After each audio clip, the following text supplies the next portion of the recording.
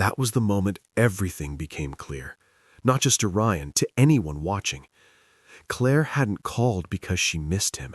She hadn't called because she was hurting. She'd called because Ryan was no longer behaving according to the script she'd written for him. He was supposed to be waiting, wounded, available, a quiet testament to her significance, still standing where she'd left him while she rebuilt her life with someone else. Instead, he'd done the one thing she never calculated for. He had simply believed her. She said goodbye. He accepted it. And when she came back expecting to find grief, she found a closed door and someone else on the other side of it. "I chose someone who actually chose me," he said quietly. She hung up, and the silence that followed wasn't empty.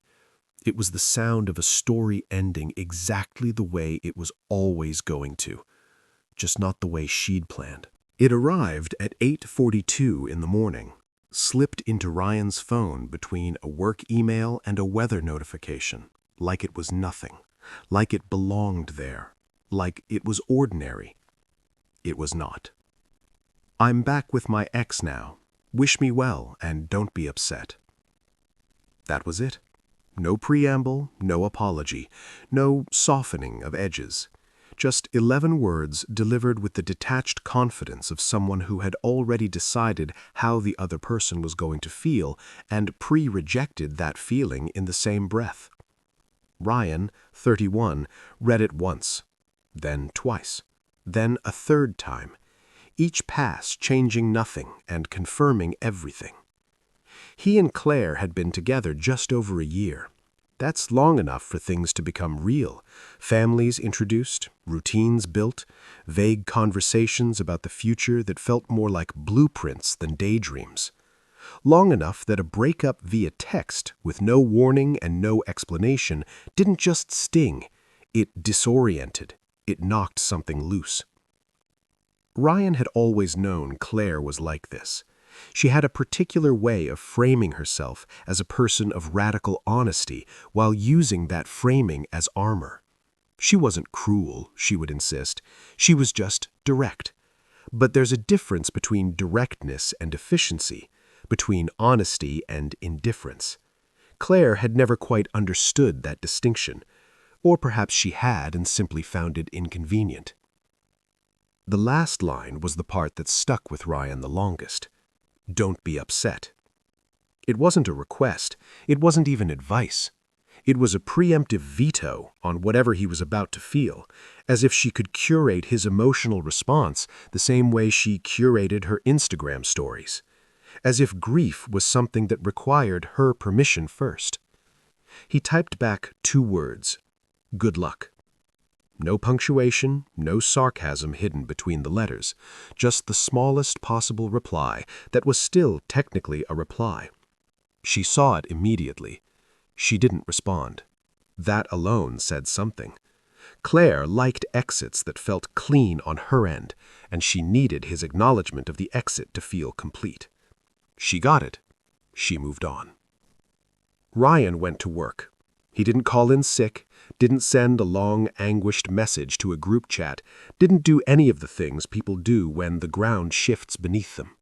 He just went, and he sat, and he functioned. But something was different. It was that particular kind of hollow that comes not from dramatic pain, but from the quiet removal of something you hadn't realized was holding the structure together. Load-bearing, he would think later. The word that kept coming back was load-bearing. Around noon, her Instagram story appeared. He shouldn't have looked. He did anyway. A blurred photo of 2 coffee cups, one clearly not hers. A single caption that read, "Full circle," followed by a small white heart. That was how Ryan found out Claire hadn't just reconnected with her ex in theory. She had already slid seamlessly back into his life, his mornings, his coffee orders, and out of Ryan's without pausing long enough to feel awkward about any of it. He muted her stories after that. Not blocked. Not yet. Because some part of him was still sitting with the shock of how little space a year had taken up in someone else's life. How little warning a year required, How 11 words delivered at 8:42 in the morning could simply close a door and leave you standing in a hallway you didn't know you were in. That was the end of Ryan and Claire. It just wasn't the end of the story. The rest of that first day moved the way days do when something has cracked underneath them. Functional on the surface, structurally compromised beneath. Ryan answered emails. He sat in a meeting. He ate lunch without tasting it. And through all of it, he carried that hollow feeling, like a stone he'd agreed to hold without being asked. The worst part wasn't the sadness. Sadness, at least, has weight and texture. It announces itself. What Ryan felt was more like absence, the specific discomfort of reaching for something that used to be there and finding only air. A year of routine doesn't vanish cleanly.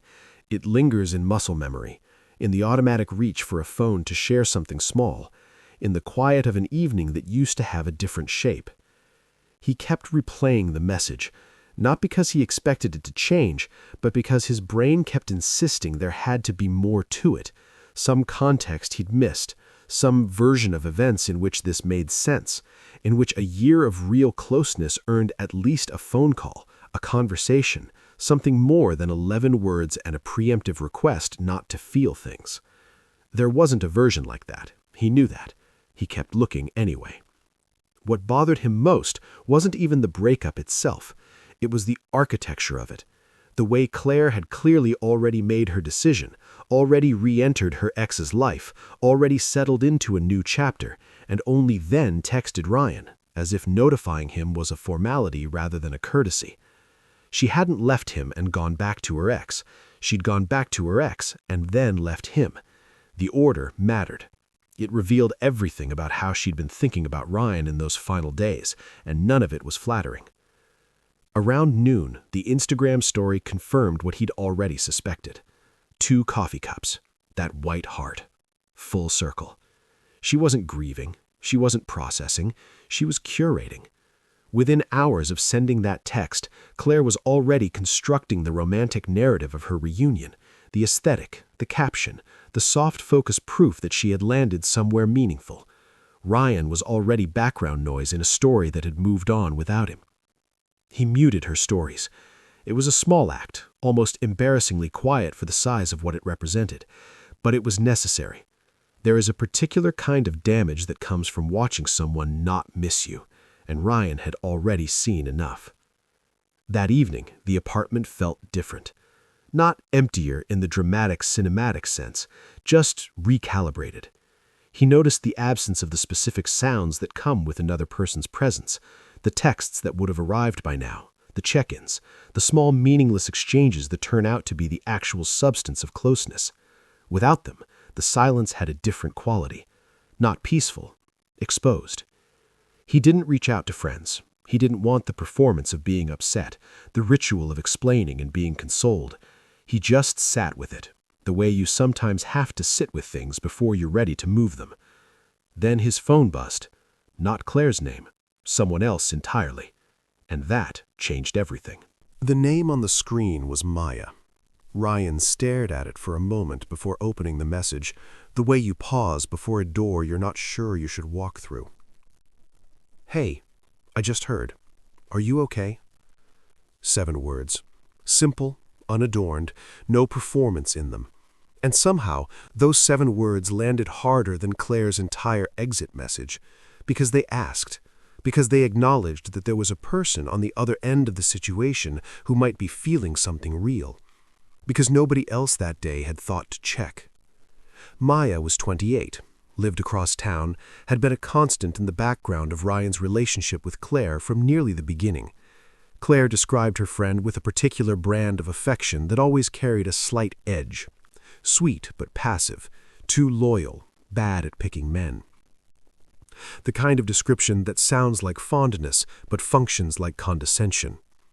Ryan had always noticed that about how Claire talked about Maya, even if he hadn't named it at the time. What he had noticed more concretely was how Maya actually showed up. She remembered birthdays when Claire forgot them. She brought extra food to gatherings without being asked.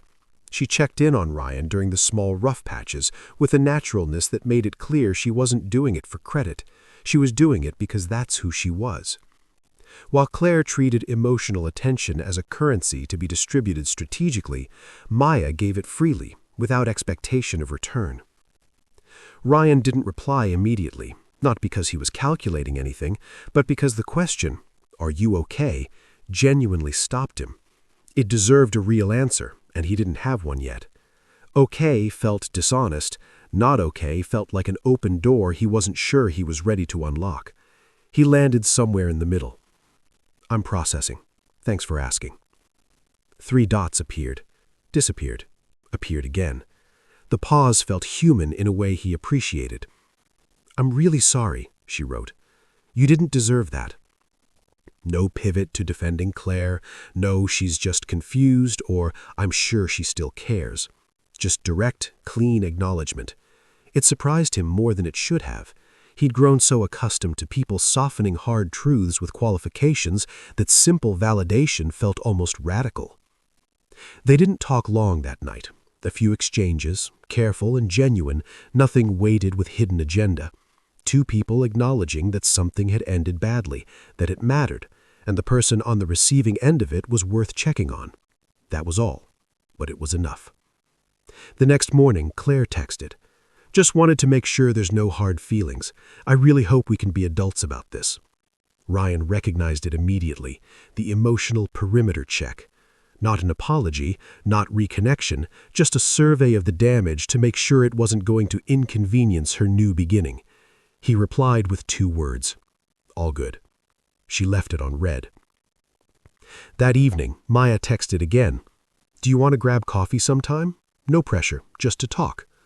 Ryan read it twice and understood that this question was different from Claire's in every possible way. One person was checking that he was contained, the other was checking that he was okay. He said yes. They met 2 days later at a small cafe neither of them had any history with. That was intentional on some level, even if neither of them said it out loud. Neutral ground, no table that meant something, no corner booth that would carry the weight of a previous version of things. Maya was already there when Ryan walked in. She smiled too quickly, the kind of smile that arrives ahead of its own confidence, apologized immediately for things that didn't require apology, the traffic, the weather, the general state of the universe. It was the kind of nervous energy that announces itself honestly rather than hiding behind performance, and Ryan found it quietly disarming. Claire had never been nervous. Claire had always been certain, even when certainty wasn't earned. They talked for 2 hours. The conversation moved the way good conversations do, without a map, without an agenda, drifting naturally from one thing to the next. They covered bad movies and good ones, childhood habits neither of them had outgrown, the specific exhaustion of being the dependable person in a room full of people who take dependability for granted. Somewhere in the middle of it, Ryan realized he hadn't monitored himself once, hadn't filtered or calibrated or managed the impression he was making. He'd just talked. That in itself was notable. With Claire, conversation had always carried a low-grade tension. She had opinions about how things should be discussed, what counted as interesting, which versions of Ryan she preferred. It was subtle enough that he'd never named it while they were together. Sitting across from Maya, feeling none of that tension, he finally noticed the shape of what had been missing. Then Maya said something that shifted the atmosphere in the room. She laughed at something he said, genuinely, not performed, and then went quiet for a moment. When she looked back at him, something in her expression had changed. Not dramatically, just honestly. "You know," she said, "I always thought you were different. I just never thought it mattered." Ryan didn't ask what she meant. He didn't need to. He understood immediately that this wasn't a new feeling from Maya, that whatever she was carrying hadn't started in the 2 days since Claire's text. It had been there longer, held back by the rules of loyalty and friendship and the invisible lines that decent people don't cross when things are spoken for. He drove home afterward feeling lighter than he had in days, and then immediately uneasy about feeling that way. There was something too convenient about it, or at least something that could look convenient from the outside. He told himself it was shared context, trauma proximity, nothing with roots. He mostly didn't believe himself. 2 days later, Claire posted a photo, her ex's arm around her waist, an unmistakable tattoo in frame, caption reading, "Some things are meant to come back." He muted her completely. Every post, every story, everything. That same night, Maya texted a single question, "Are you free tomorrow evening?" He hesitated for exactly 1 second before replying yes. She suggested dinner, added, "as friends, if that's okay." He appreciated that she said it out loud, that she named the line rather than pretending it wasn't there. Claire would have let it stay blurry because blurry served her. Maya drew it clearly, and doing so made it easier to stand near without crossing. Something was quietly beginning. Neither of them rushed it. That was the point. The dinner was at a small Thai place, unremarkable in the best possible way. No ambiance engineered for romance, no soft lighting, no place on either of their maps. Just food and conversation, and the particular ease of two people who had, somewhere in the previous week, stopped pretending they were only checking on each other. Maya talked about work, the kind of work where you carry other people's chaos and are expected to remain calm inside it. She talked about what it felt like to always be the reliable one, the one people called when things fell apart, the one who showed up consistently enough that her presence started to feel like furniture. She joked about how Claire used to call her boring in one breath and ask for a favor in the next, and she laughed as she said it, but there was something tired underneath the laugh that Ryan recognized. He listened, fully, without preparing his next sentence while she was still finishing hers. He noticed the moment she registered that, a small shift in how she held herself, a slight loosening of the careful posture she'd arrived with. Being heard by someone who isn't just waiting for their turn is a particular thing. It lands differently. Walking her to her car afterward, the night had that specific quality where everything feels slightly suspended. Not dramatic, not cinematic, just quiet in a way that draws attention to itself. Maya slowed near her car and looked at him, not with expectation, but with something that resembled permission being offered and waited for simultaneously. "If this is weird," Ryan said, "we can stop." She shook her head without hesitating. "It's only weird if we pretend it is." They didn't kiss that night, but something closed between them nonetheless, some gap that had been there since the cafe narrowing to nothing. The drive home felt different from the drives before it, more settled, like something had decided. Then his phone lit up with Claire's name. No greeting, no apology, just logistics. "Hey, quick thing. Can you grab my hoodie next time you're near my place? I forgot it." Ryan stared at the message for a long time. Then he looked at Maya's name, still open in his recent conversations. The contrast was so complete, it almost felt staged. Claire's text wasn't really about the hoodie. He understood that immediately. It was about access, the maintenance of a thread, however thin, that kept him tethered to her orbit. She had moved on loudly, publicly, with tattoo-framed Instagram evidence and reunion captions, but she still wanted the door to stay cracked. She still wanted the option of Ryan available, warm, waiting. Exes as furniture, as contingency, as emotional infrastructure she could draw from without rebuilding. He didn't reply, not in anger, not as a strategy, simply because there was nothing in him that wanted to. For the first time since her breakup text, what he felt wasn't the ache of loss, it was the specific clarity of someone who has finally located the edge of what they're willing to carry. He set his phone face down and sat in the quiet for a while. That silence was its own kind of answer, not to Claire, to himself. He had been waiting, without realizing it, for the feeling of loss to be replaced by something that made sense of it. Not revenge, not distraction, not the performance of moving on. Just something real, chosen freely, that didn't ask him to diminish himself in order to fit inside it. He thought he might have found it. He wasn't in a rush to name it yet, but he stopped pretending he didn't feel it. Claire had told him to wish her well and not be upset. He had done both. What she hadn't accounted for was everything that came after. Ryan didn't reply to the hoodie text that night. He didn't reply the next morning either. Not as punishment, not as strategy. He simply had nothing to say that would serve anything useful, and for the first time in the relationship's aftermath, he was choosing to operate on that principle.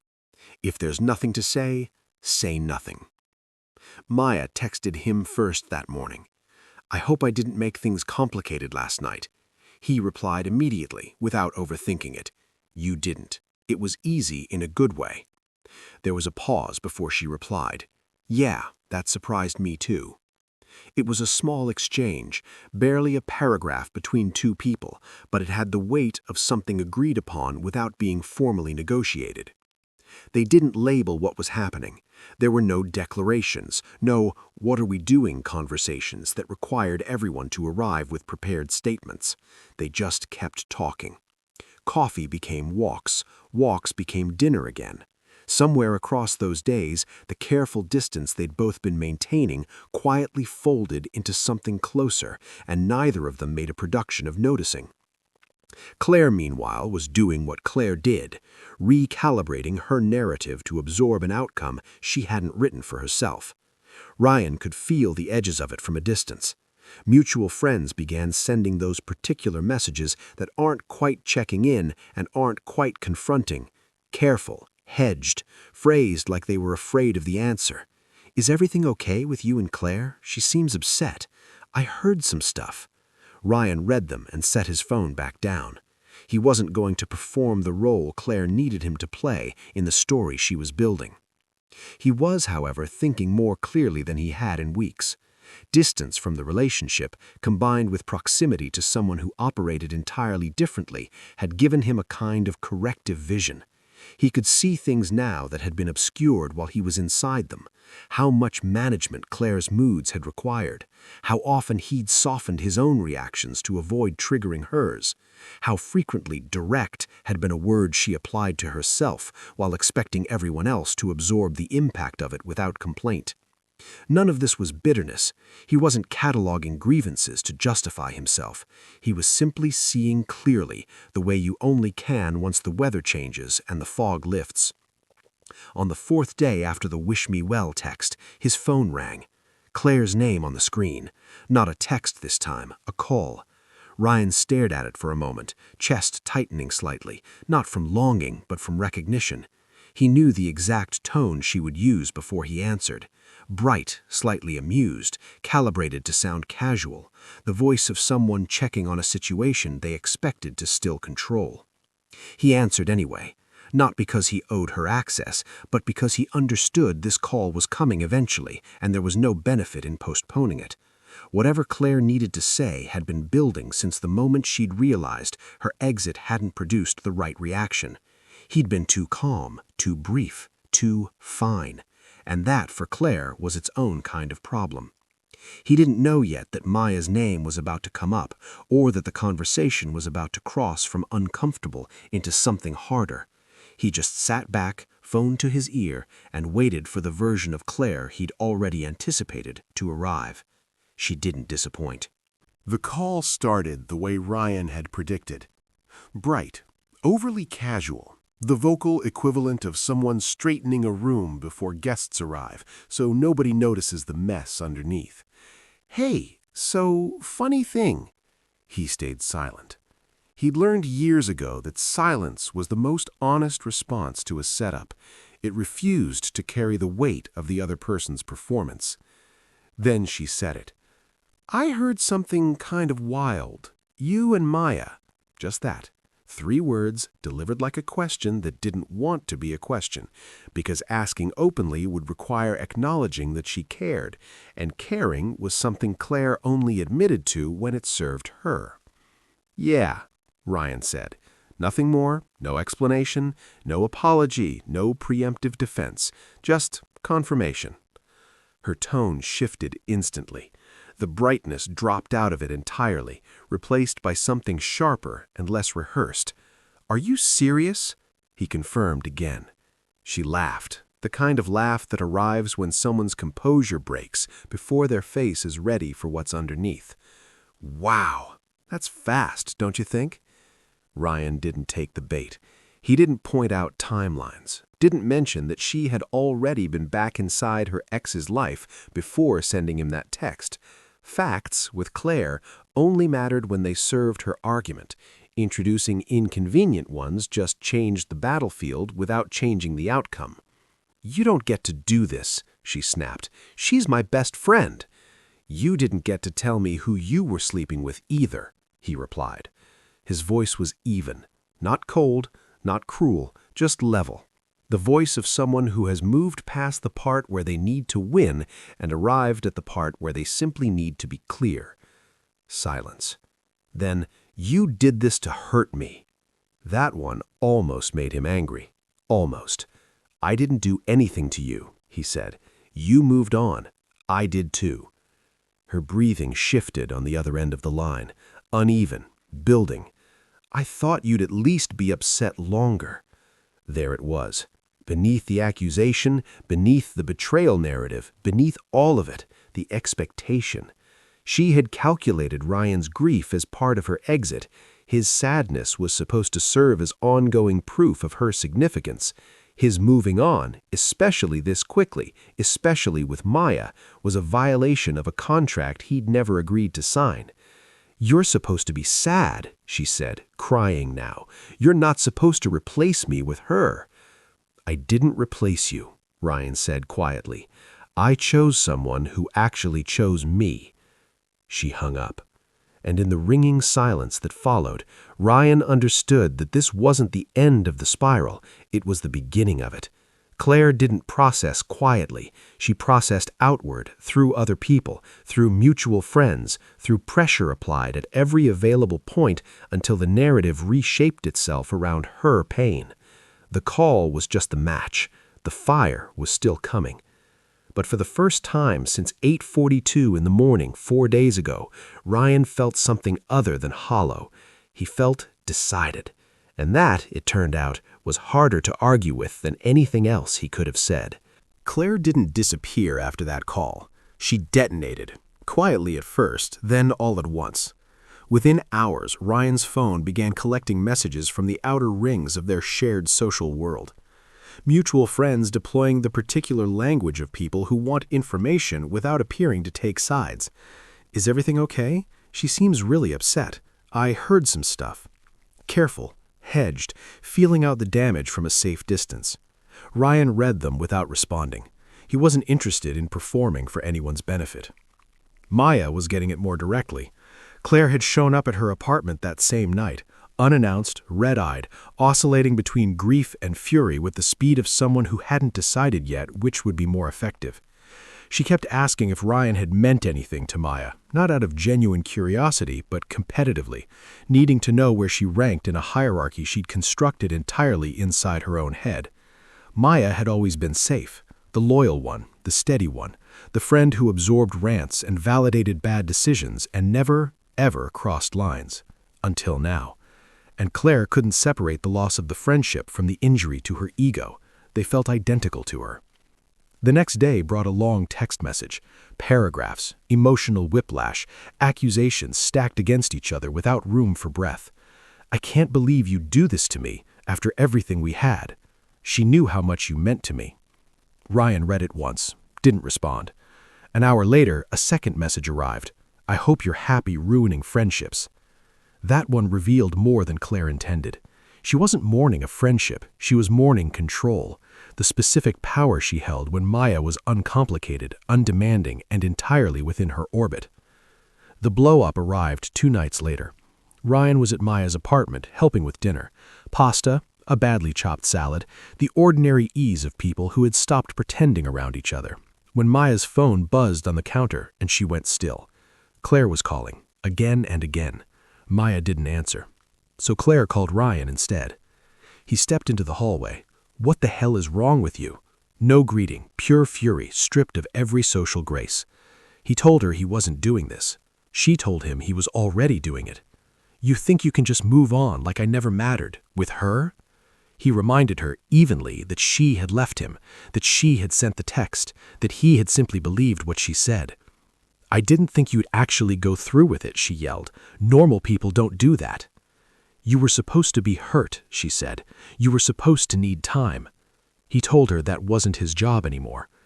She dropped her voice into something colder then, something calculated. She's always wanted what I had. You're just the latest example."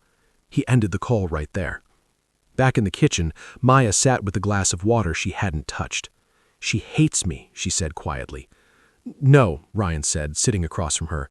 "She hates losing." Maya nodded, but the weight of it was visible. Losing a best friend, even one who had always kept a subtle thumb on the scale, leaves something real behind. That night, Claire sent one final message to the group chat. "Just so everyone knows, I got dumped and betrayed. Guess loyalty doesn't exist anymore." Ryan left without responding. Maya did too, and quietly, without announcement, Claire stopped controlling the story. After the group chat message, everything went quiet. The kind of quiet that settles in after a storm has finished and the damage is just sitting there, waiting to be assessed. No more calls, no more forwarded concern from mutual friends, no dramatic posts designed to reshape the narrative, just silence. And in that silence, the unmistakable sound of someone finally realizing the audience has gone home. Claire, as Ryan learned later, had not taken the quiet well. She'd gone first to her ex, the same one she'd left Ryan for, the one with the tattoo and the reunion caption. She'd shown up needing reassurance, needing someone to hold the story together from the other side. He hadn't given her either. He ended things again, cleanly this time, without leaving a door cracked. Apparently, watching Claire spiral had clarified something for him too. When you become someone's contingency plan, you eventually understand that's all you ever were. With both Ryan and her ex now genuinely gone, and Maya no longer available as the loyal absorber of her chaos, Claire's architecture collapsed on itself. She'd built her emotional world on the assumption that people would remain where she left them, available, a little wounded, waiting just in case. It had never occurred to her to build something that didn't require other people to stay static on her behalf. She called Maya one last time, not angry, not performing, just broken, genuinely in the way that happens when every strategy has failed and there's nothing left but the actual feeling underneath all of it. She didn't ask if Maya was okay, she didn't ask if she'd caused harm, she asked only whether Ryan was happy. Maya told him this afterward, voice careful and tight.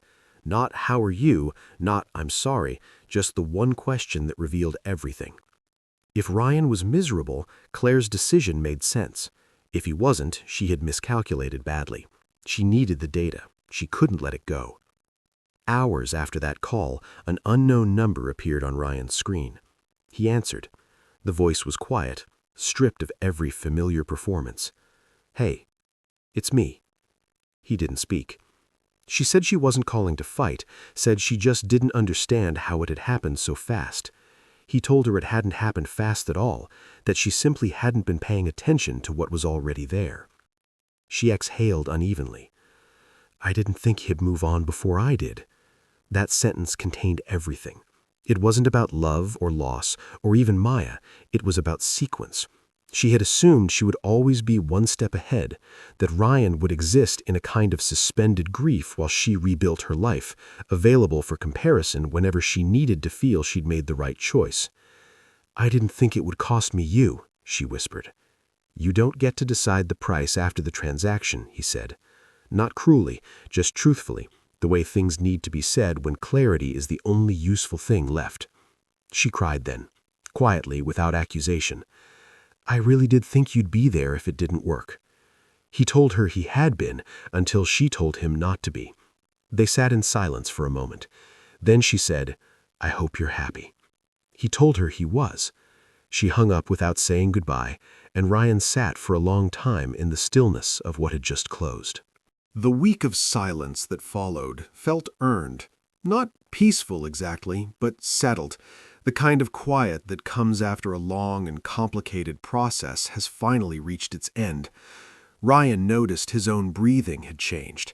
Easier, lower in his chest, no longer braced against something incoming. He and Maya had fallen into a rhythm that required no management, no calibration, no performance. It was simply what it was, which turned out to be enough. Then, late on a Friday night, Claire tried one more time. Not emotional this time, conversational, almost casual, as though the previous calls had been a misunderstanding she was generously setting aside. Hey, random question. Are you actually dating Maya, or is this just a rebound thing? Ryan stared at the message and felt nothing spike in him. No irritation, no residual pull, just clarity. We're dating, he replied. 3 dots. Wow, so it's serious? The question annoyed him precisely because of what it assumed, that seriousness required her assessment, that he owed her a review of his own choices. It's real, he wrote. That's all that matters. Her response, when it came, was long and carefully constructed around injury. She didn't understand how he could move on so easily. It made her feel like what they'd had hadn't mattered, like she was nothing. Ryan took his time. What we had mattered, he wrote back. But you ended it. I didn't know there was a mourning period you got to measure. The dots appeared, stopped, started again. So that's it? You're really choosing her over me? He shook his head even though she couldn't see it. You chose first, he replied. I just didn't argue. That was the last message she sent that night. An hour later, Maya came and sat beside him. He showed her the exchange without explaining it. She read it quietly, then looked up at him. She still thinks this is about winning, she said. He nodded. Maya leaned into him, head against his shoulder. I'm glad you didn't stay where you weren't chosen, she said softly. He was too.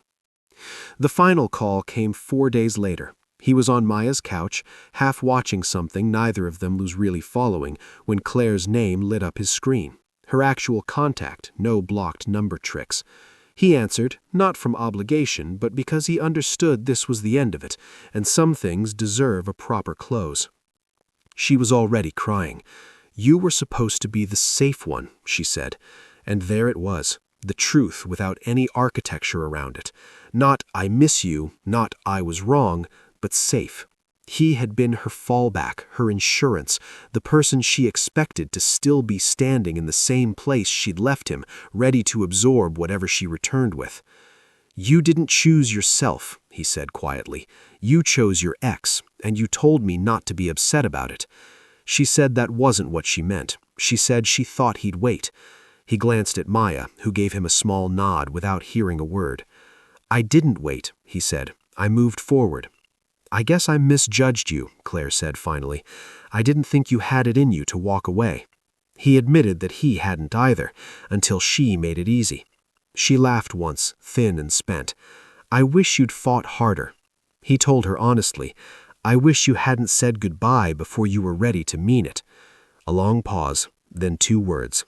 Good luck. The same words she'd written at 8:42 that first morning, now returned without ceremony. Good luck, he replied.